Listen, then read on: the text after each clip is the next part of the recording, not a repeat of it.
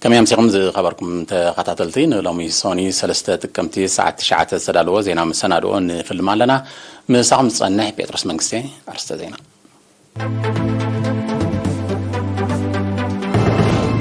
لومي بزتغبر مرمراتا سلسته زيغاتات بكورونا فيروس ملكافهم ترغاغيتو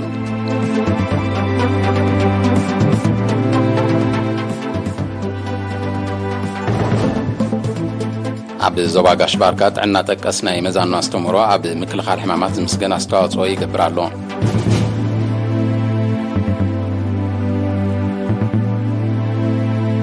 عبد ممحدارات كبابي حينبان عنابعرن نسدراس واتن عم مكلخال هاجر زلون دغف تغيرو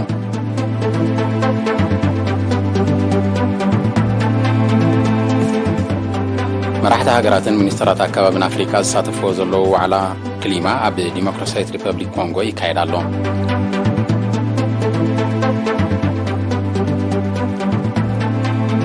أمريكان فيلبينسن لومي سلسته تكمتي عمتاوي حبراو لمد حيل بحر جميران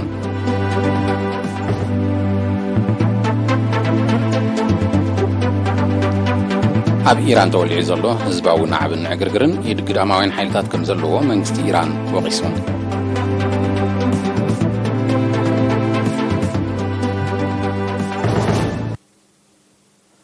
حبريتا كاب منستر طعنا لومي عب ممرمر ماكلات زوا ماكل بستغبره ناي لاباراتور مرمراتا سلسته زيغاتات بكورونا فيروس ملكافهم ترغاغيصلو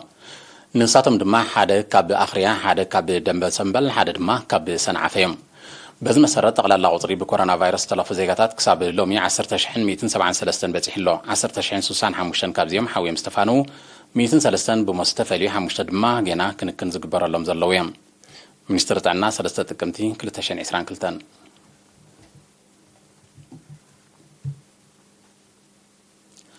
عبد زواغاش باركا زكايت عنا تقسنا يمزانو استمرو نقحات حبرتسب بمبراخ عب مكلخال تمحلالفتن زي تمحلالفتن حمامات مسغن استواصو يغبر كم زلو تغليصو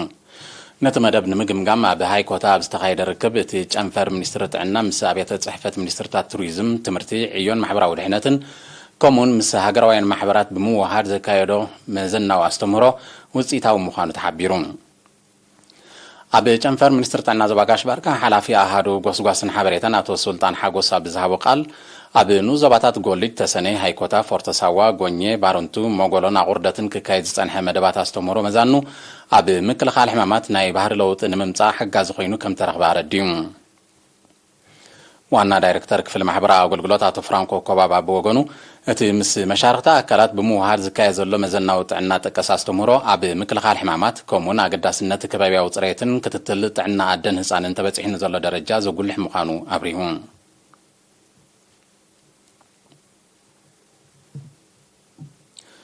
اب نوزب عد غيح نبرت من محدارات كبابي حينبان عنابعورن بوفرا زراتي سدرا سواتن اب مكلخال هاجر زلون عصيدم نصقمات وغانات محجاز اكل مدباتهم مخان زحبره اما حدار من محدار كبابي عنابعور اتو كيدان ملس ازين سدرا سواتن بمكلخال هاجر زلون زغبرو زلون يعصيد دغف اكلناتو كم زخونه غليصوم اكايد السراح من محدار كبابي حينبا ويزرا اسمره تصفا ميكائيل بوغنا صياق معصيد كيمصه زراتي بزقلطفه بغبو كبسله زغبا كاب كلتي من محدارات كبابي لعلي 700 غلبت سب موفار ناي لعلي 8 سدرا سبيتات اكل كم تعصد افليتا ابتو وفراز تساتفو ابزها بوريتو صقمات معغاز اكل كبرتات حبرتسب ايرترا مخانو بمتكاس ابتو وفرا مستافهم ناي حلنا عقبت كم زفطرلهم حبيروم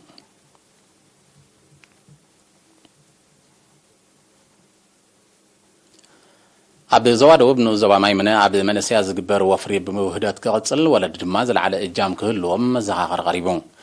نتي كونتات نمغمغام بستخايد ركب ممئزان منسيات نحد وغن طراي زي قدف حلفنت ناي نفس وكف اكاليو زبلا حلف حمامته ابتنو زبا منسيه مان مدهاني وحس مصاي منسيات نخو حسب ديسيبلينن كبرتات حبرتسبو من كوسكوسن باكادامن مويان كمعبولن سلازغبا ابز مدايزي لعلاد هبوت وهايبوك سرح تلابيوم حلفتي ابت نو زواز نطفا اكالات منغستن غمبارن بوغنم وحدتا بحته منسيات اقداسنتو عزوز مخانو بمتكاس ولدي دقم اب كل نطفتاتهم بلصات نخونم بغب كاليومن ككاتاتلوومن كم زغبا غليصم ተሳተፍቲ ድማ ዝካየድ ጻዕሪ ኣድማዓ ውጽኢት ንኽርከቦም መንስያት ኣብ ትርፊ ግዜኦም ዝዘናግዑሉን ፍልጠት ዝቐስሙሉን ማእከል ምህላው ኣገዳስነቱ ዕዙዝ ስለ ዝኾነ ሃማመተን ካልኦት ዝምልከቶም ኣካላትን ቆላሕታ ክገብርሉ ብምልባው ህዝቢ ብጉልበት ይኹን ብገንዘብ ክሕግዝ ድሉው ምዃኑ ኣብሪሆም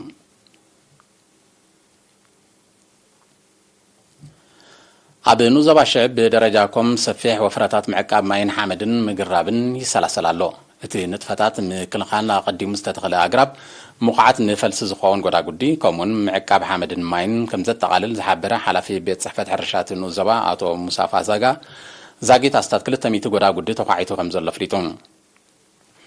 ተሳተፍቲ ኣብ ዝሃቦ ርእይቶ ንኣገዳስነት ናይቲ ዝካየድ ዘሎ ወፈራታት ብምጥቃስ ብዝለዓለ ከም ዝቕጽልዎ ኣረጋጊጾም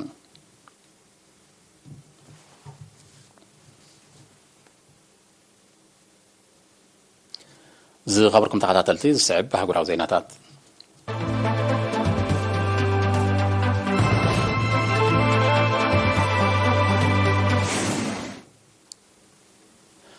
ልዕሊ 50 መራሕቲ ሃገራትን ሚኒስትራት ኣከባብን ኣፍሪካ ዝሳተፍዎ ዘለዉ ዋዕላ ክሊማ ኣብ ዲሞክራሲያዊት ሪፐብሊክ ኮንጎ ይካየድ ኣሎ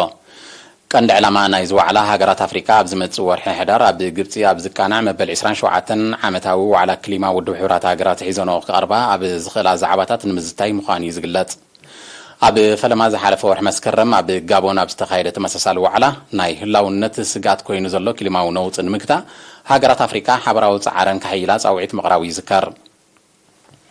ብዘካዚ ኣብቲ ዋዕላ ብኢንዳስትሪ ዝማዕበላ ሃገራት ክሊማዊ ነውፂ ንምምካት ዝኽእል ደገፍ ክገብራ መዘኻኸሪ ከም ዝቐረበ ጸብጻባት የረድኡ ዝሓለፈ ዓመት ኣብ ከተማ ግላስጎ ስኮትላንድ ዝተኻየደ መበል 26 ዓመታዊ ዋዕላ ክሊማ ሕብራት ሃገራት ከምቲ ትጽቢት ዝተገብረሉ ውጽኢታዊ ከም ዘይነበረ ዝጠቐሱ ተዓዘብቲ ኣብ ዝመጽእ ወርሒ ሕዳር ኣብ ከተማ ሻርም ኣሸኽ ዝካየድ መበል 27 ዓመታዊ ዋዕላ ዝሓሸ ውጽኢት ክርከቦ ዘለዎም ተስፋ ይገልጹ ክሊማዊ ነውፂ ንምግታእ ኣብ 2015 ኣብ ፈረንሳ ዝተበጽሐ ኣህጉራዊ ስምምዕ ትግባርዩ ገና ከም ዘይተረኣየ ይፍለጥ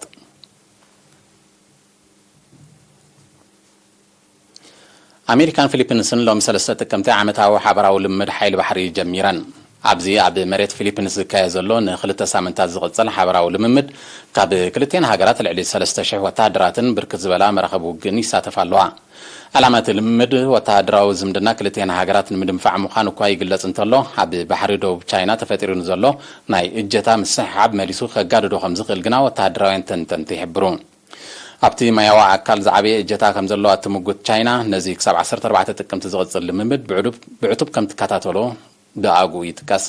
ኣሜሪካ ኣብ ዞባ ኤስያ ተካይዶ ዘላ ምትትታው ንጸጥታ ናይቲ ዞባ ባሉታ ካብ ዝጸልዉ ዘለዉ ቀንዲ ጠንቅታት ምዃኑ ክግለጽ ጸኒሑ ኣሎ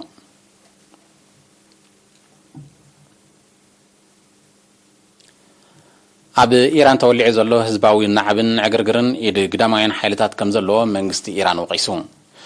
ጸላታ ሃገሩ ዝኾነ ሃገራት ምዕራብ ኣብ ሃገሩ ጸጥታዊ ቅልውላው ንምፍጣር ነቲ ጉዳይ የጓሃብሮ ምህላውን መንግስቲ ኢራን ይገልጽ ፕሬዚደንት ኢብራሂም ራኢሲ ብፍላይ ኣሜሪካን እስራኤልን እቲ ጉዳይ ዝኸፍአ ኣንፈት ክሕዝ ዝለዓለ ተራ ከም ዘለዎን ወቂሱሎ ፕሬዚደንት ራኢሲ ነቲ ጉዳይ ኣብ ልዕሊ ዘበገሱን ዝወደቡን ወገናት ከቢድ መቕጻዕቲ ክብየን ምዃኑ ከጠንቅቕ ጸኒሑ ኣሎ በቲ ካብ መፋረቕ ዝሓለፈ ወርሒ መስከረም ብቕትለት ሓንቲ ኢራናዊት መንእሰይ ዝተበገሰ ናዕብን ዕግርግርን ሓይልታት ጸጥታ ዝርከብዎም ልዕሊ 137 ክቕተሉ እንከለዉ ኣማኢት ከም ዝቐሰሉን ኣሽሓት ካልኦት ኣብ ትሕቲ ቀይዲ ከም ዝኣተውን ጸብጻባት የረዱ ፕሬዚደንት ራኢሲ ብ28 መስከረም ኣብ ዝሃቦ መግለጺ ሞት ናይታ መንእሰይ ኣዝዩ ዝሕዝን ከም ዝኾነ እኳ እንተገለጸ ብሰንኩ ጎነፃዊ ተቃውሞታትን ሁከትን ኣብ ዝርጋሓሉ ዘሎ እዋን ግን ተቐባልነት ከም ዘይረክብ ኣጠንቂቑ እዩ በቲ ገና ዝቕጽል ዘሎ ናዕቢ ኣብያተ ትምህርቲ ዝርከቦም ሓያሎ መንግስታዊ ትካላት ንጥፈታቶም ክውንዝፉ ከም ተገደዱ እዩ ዝቃላሕ ዘሎ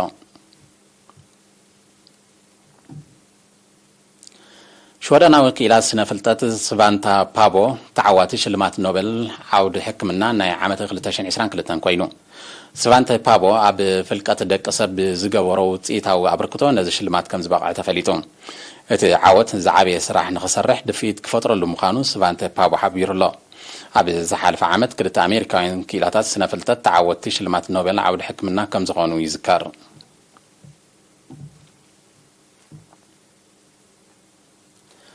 እስራኤልን ሊባኖስን ኣብ መንጎአን ዘሎ ደባዊ ምትስሓብ ብሰላም ንምፍታሕ በኣሜሪካ ንዝቐረበ ሓድሽ እማመ ከም ተቐበሉ ኣፍሊጣን እቲ ምሕንጻጽ ኣከራኻሪ ማያዊ ደባት ዘጠቓልል እማመ ንኽልቴና ሃገራት ብማዕረ ዘርብሕ ክሳብ ዝኾነ ንትግባርዩ ከም ዝሰርሓይን እስራኤልን ሊባኖስን ሓቢረን ዘለዋ እዚ ሓድሽ እማመ እስራኤል ኣብቲ ኣከራኻሪ ከባቢ ከተካይደ ወጢና ዘላ ዕደና ባህርያዊ ጋዝ ንኽልቴና ሃገራት ናብ ሓድሽ ውግእ ከይሸመን ኣብ ዝስጋኣሉ ዘሎ እዋን እዩ ዝቐርብ ዘሎ እስራኤል ኣብቲ ከባቢ ሓድሽ ናይ ዕደና ወፍሪ ንምጅማር ትሸባሸብ ምህላዋ ዝወቐሰ ምንቅስቓስ ሒዝቡላህ ነቲ ውጥን ኢዱ ኣጣሚሩ ከም ዘይዕዘቦ ከጠንቅቕ ጸኒሑ እዩ ነቲ ብባህርያዊ ጸጋታት ሃብታም ዝኾነ ከባቢ ንኽልቴና ሃገራት ንምምቕራሕ ክካየድ ዝጸንሐ ዲፕሎማስያዊ ጻዕርታት ዝጥቀስ ውፅኢት ከም ዘይተረኽቦ ይጥቀስ ጎረባብታ ሃገራት እስራኤልን ሊባኖስን ኣብ 2006 ናብ ወተሃደራዊ ረፅሚ ኣቴን ምንባረን ጸብጸባት ይጠቕሱ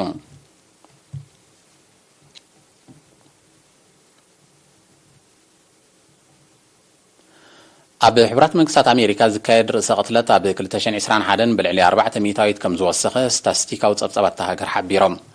ብመሰረት ጸብጸባት ኣብ ኣሜሪካ ኣብ ዝሓለፈ ዓመት ጥራይ ዝበዝሑ ደቂ ተባዕትዮ ዝኾኑ ልዕሊ 48,000 ሰባት ህይወቶም ብዓለም ከም ዘጥፍኡ ተፈሊጡ እቲ ክስተት ኣብ ክልል ዕድመ 30ታት ዝያዳ ጎሊሑ ከም ተራእየ ኣብቲ ጸብጻብ ተጠቒሱሎ ገዚ ድማ ማሕበረ ቁጠባዊ ጸገማት ዘበገሶ ርእሰ ቅትለት ኣብ ኣሜሪካ ሓደ ካብ ቀንዲ ጠንቅታት ሞት እናኾነ ይመጽእ ከም ዘሎ ተገሊጹ ኣብ ኣሜሪካ ኣብዚ ዓመት እዚ ናህሪ ዋጋታት ዘስዓቦ ከቢድ ቅልውላው ተኸሲቱ ብምህላው እቲ ተርእዮ ክዛይድ ከም ዝኽእል ይእመት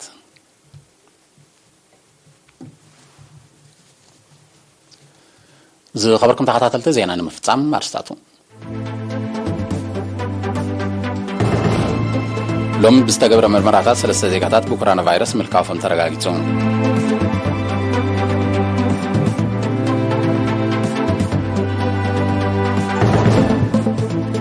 ኣብ ዞባ ጋሽ ባርካ ጥዕና ጠቀስ ናይ መዛና ኣስተምሮ ኣብ ምክልኻል ሕማማት ዝምስገን ኣስተዋጽኦ ይገብር ኣሎ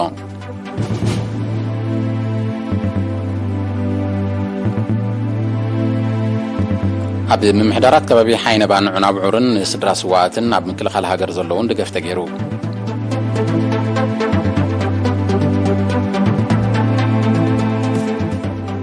መራሕቲ ሃገራትን ሚኒስትራት ኣካባቢን ኣፍሪካ ዝሳተፍዎ ዘለዉ ዋዕላ ክሊማ ኣብ ዲሞክራሲያዊት ሪፐብሊክ ኮንጎ ይካየድ ኣሎ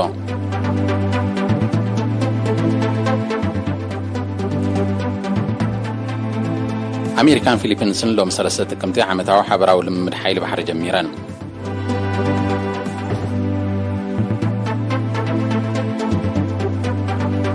ኣብ ኢራን ተወሊዑ ዘሎ ህዝባዊ ናዕብን ዕግርግርን ኢድ ግዳማውያን ሓይልታት ከም ዘለዎ መንግስቲ ኢራን ወቒሱ